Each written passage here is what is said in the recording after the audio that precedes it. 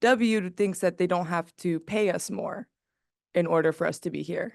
And I think I didn't express that when I first talked about prioritization, you know. This could lead to a wave of talent moving overseas as they seek better opportunities.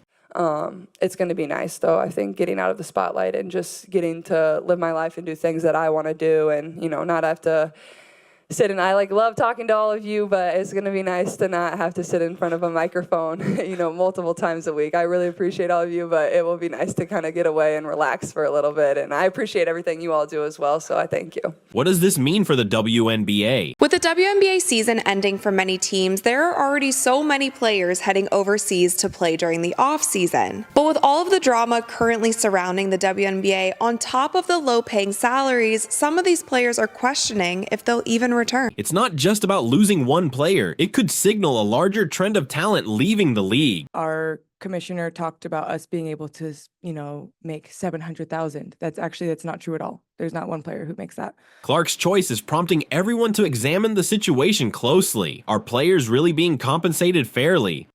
And we were promised, you know, team marketing agreements and league marketing agreements, but they've fallen quite short. So it's still not enough for us international players to want to stay here. And that's a choice of the players. If I make a choice to make more money and whatever, and then... This raises important questions about the league's future and how it values its athletes. Teams are mad that I don't come back, but that's how it is. So yes, it just, the WNBA, you know, if you want us to be here, you have to pay us more. It's business, it's how it works, and that's all that means. Can you believe what's going on in women's basketball right now? Caitlin Clark's exit is shaking up the WNBA like never before. Here's all you need to know about Caitlin Clark. When we would go to away games, they always sold out. Unbelievable. So Atlanta would normally have 3,000, 4,000 people. Now they have 17,000 people, and they sold 1,000 standing room only tickets. We've seen the incredible effects she had on viewership, ticket sales, and merchandise. So when we walked into the arena, people were on that third balcony looking down at the tops of our players' heads to watch. Now, her departure is revealing some serious problems within the league. It's really hard to take in. After a few away games, in all of the sellouts, Caitlin asked the WNBA if they would pay spot bonuses to the away team players. This isn't just about one player moving on. It's about the future of women's basketball. She said, wow, we're making all this new revenue, and I would like the away team to benefit from that. Could they get a spot bonus? So that's the heart of Caitlin Clark. Caitlin Clark's choice could be the catalyst for meaningful change. I want to focus on the ladies of the WNBA for a second, and a long overdue milestone for that league. The WNBA announced yesterday they plan to commit $50 million over the next 2 seasons so players can fly uncharted planes. The league faced backlash on social media when Indiana Fever star Caitlin Clark and the team was seen walking through a Dallas airport headed to a commercial flight. The move addresses years of safety concerns for the league and their players. Improved pay, fairer treatment, and a new chapter for the sport. You just have bad days, and there's days where you don't want to talk to anyone, but somebody comes up to you and this is their 10-second interaction with you, so you better smile and be kind. But at the same time, it's just like you just want to be normal sometimes. this is not the same as what it was. The WNBA now has the opportunity to respond. I'm going to say this on behalf of Caitlin Clark. I need any females out there who are fans of the WNBA, who are fans of WNBA players, who are critical of Caitlin Clark in any way to stand down. Chill out. You need to hug that girl when you see her. You need to embrace her. You need to compete like hell to go up against her, take her down on the basketball court. That's fine, which I believe the Diana Taurasi's and the Asia Wilsons and others of the world will gladly do. What they decide to do next could reshape women's basketball for years to come.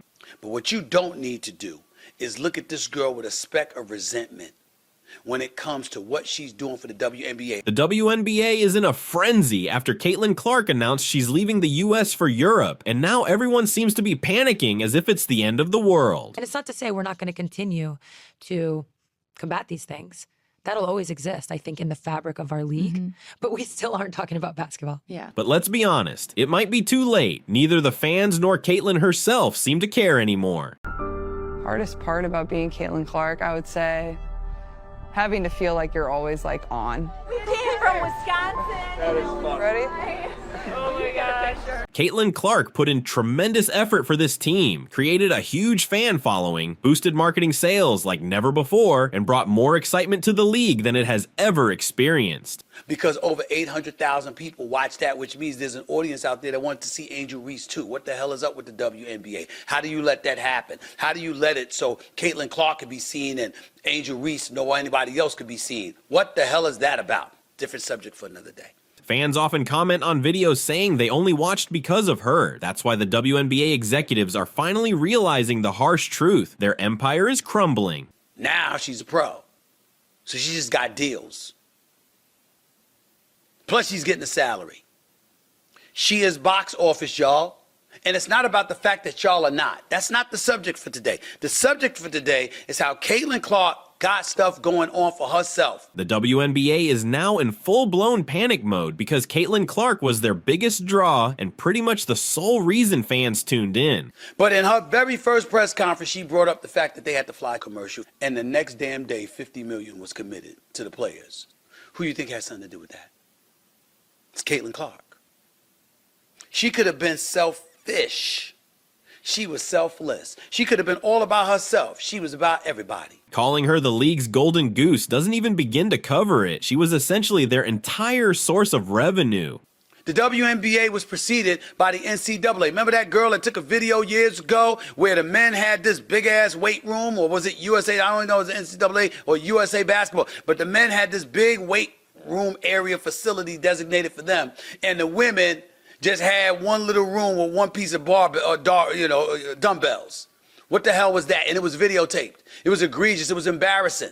When Clark took the court for her regular season finale against the Washington Mystics, it wasn't just another game, it was the highlight of the season. That night, more than 2,711 fans filled the stadium, setting a new attendance record for a single WNBA game. Caitlin Clark just yesterday was named the Rookie of the Year of the Women's National Basketball Association, and that is no surprise whatsoever, of course. We all saw that coming, but what we didn't necessarily see coming is that she was not a unanimous selection. No one, especially not a rookie, had ever attracted crowds like this before. 67 votes cast for Rookie of the Year in the WNBA, and Caitlin Clark received 66 of those votes, leaving one outlier voter who voted for Angel Reese, which is absolutely ridiculous. In fact, she was bringing in over 15,000 fans per game during her first season. Caitlin Clark's impact on the WNBA was nothing short of revolutionary. Fans who had never even heard of the league were suddenly tuning in, and ticket sales skyrocketed. Every sports show had to cover her, and sponsors were eager to get on board. Clark was like a one-woman economic boom. Broadcasters were vying for primetime slots to air her games, while even the league's oldest merchandise was flying off the shelves. She truly was the golden goose. Alyssa Thomas stirred up controversy by suggesting that Caitlin Clark's popularity stems from racial biases, claiming that the attention she receives is largely due to her being a white player in a league dominated by black athletes. Thomas argued that Clark should be on a better team, which sparked a significant uproar. She described the hype around Clark as simply a result of her being a white face in a sport that's always been built on black excellence. Things took a dark turn just a game later during the first round of the playoffs against the Connecticut Sun. Caitlin Clark was on fire, racking up 26 points by the third quarter when D.I. Carrington decided to take matters into her own hands. Literally, she didn't go for the ball. Instead, she aimed for Clark's face, jabbing her finger right into her eye. This wasn't a simple poke, it was a brutal jab that left Clark temporarily blinded in one eye. The referees might as well have been statues. No foul was called, no whistle blew, nothing at all. Clark staggered off the court, rubbing her eye and trying to shake it off. But did she sit out? Absolutely not. She came right back because that's just who she is. She keeps fighting, even when it feels like the league is turning a blind eye. Everyone saw it, fans, commentators, you name it, except the referees who treated it like just another play. But D.I. Carrington wasn't finished. Later in the fourth quarter, she practically body slammed Clark to the floor. It looked more like a linebacker tackle than a basketball move. And once again, no foul, no call, just Clark getting back up with frustration written all over her face. It felt like Carrington had been given a free pass for the entire game. Despite Caitlin Clark outscoring and outplaying nearly every veteran in the league, Cheryl Swoops made it all about race and image, twisting Clark's success into a stereotype unrelated to her performance. These comments weren't just petty jabs. They aimed to undermine everything Clark had achieved and suggest she didn't deserve her place in the league. The criticisms were personal, intended to strip away the respect and legitimacy she had earned, making it seem like her rise was solely due to favoritism or bias. For the Fever, the outlook is even more grim. They're facing the possibility of fading into irrelevance once again. Without Clark, those sellout crowds will feel more like high school scrimmages. The soaring prices on the secondary market are likely to plummet, and sponsors who were finally showing interest might already be reconsidering their involvement. Local businesses that benefited from the game day crowds will also take a hit.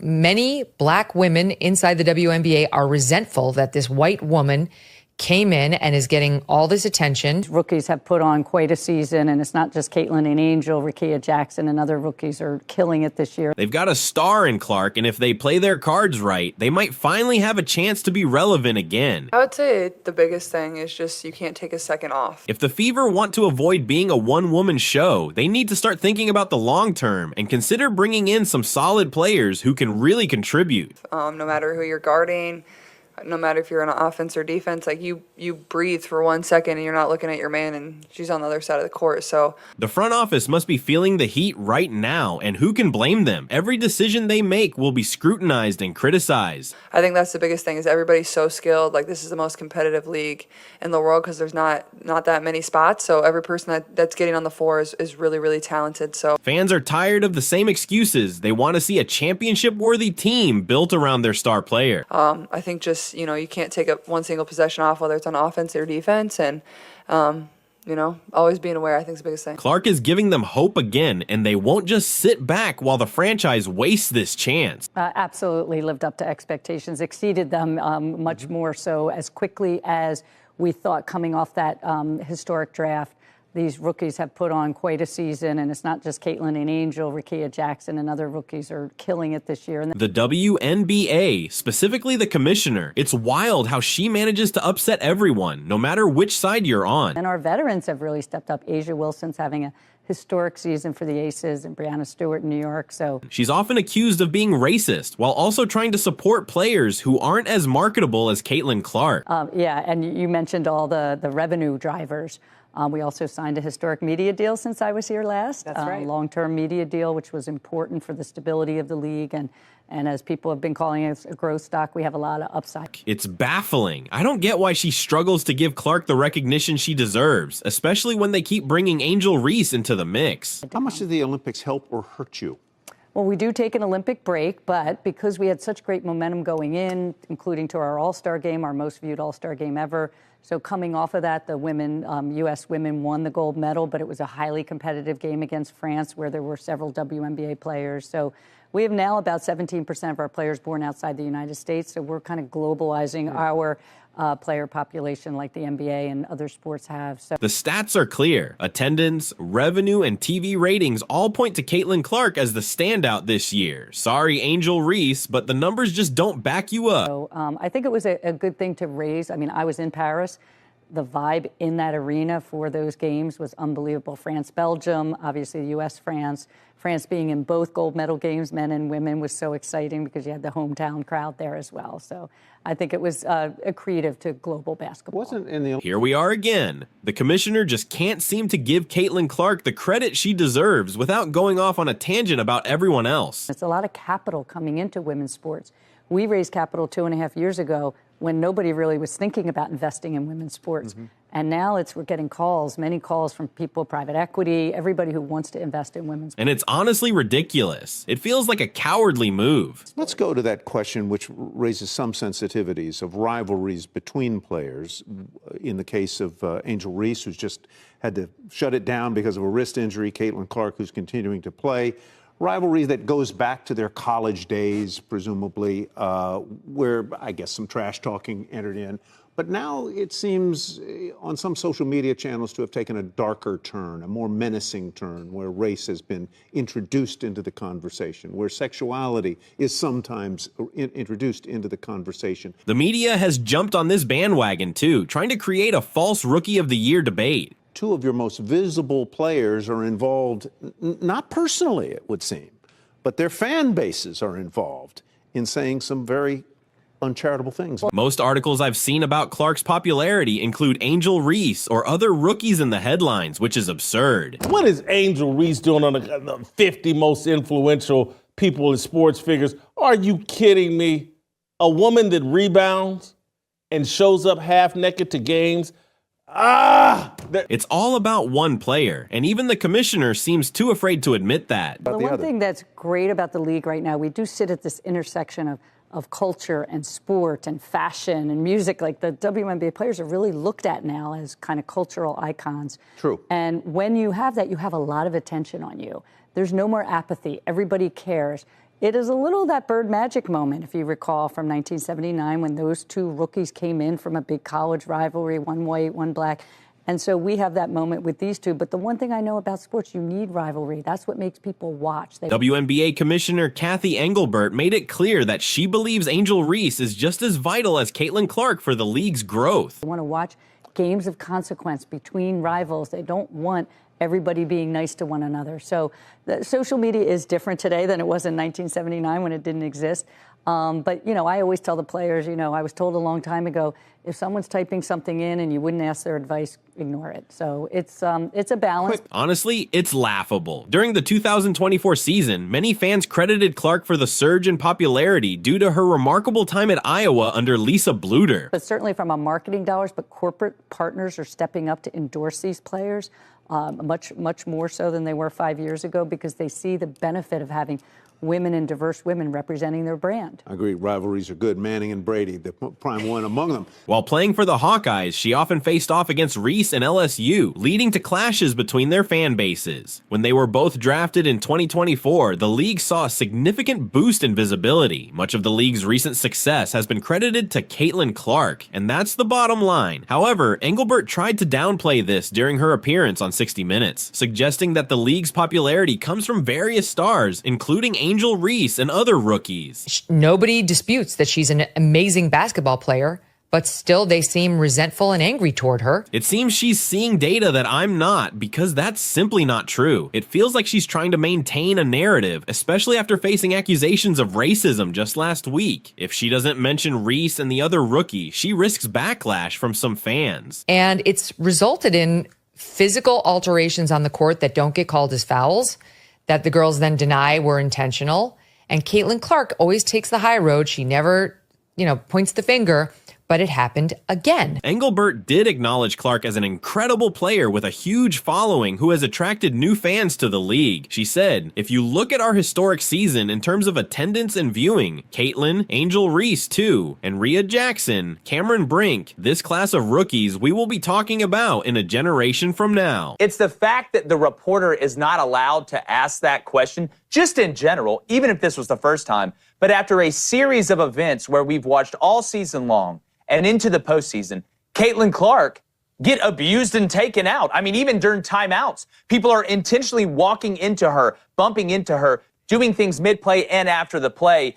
And if you don't know, Christine Brennan's so woke, I don't know how she ever sleeps. So this isn't exactly somebody coming from the Daily Wire or Fox News. So the fact that they're attacking her just shows you the WNBA continues to drop the ball on this whole issue. They got given the greatest gift of all time, this rivalry between Angel Reese and Caitlin Clark. And you use the word vitalize because you're right. But it's clear she struggles to give Clark the full credit she deserves without bringing others into the conversation. Would we even be talking about players like Angel Reese if it weren't for Caitlin Clark's draft class? I'm not so sure. Some might argue that Clark has essentially created the spotlight for Reese. Just look at the guests on Reese's podcast lately. She seems to be thriving off the attention from Clark's critics. When Engelbert was asked why she included other rookies in discussions about the league's success,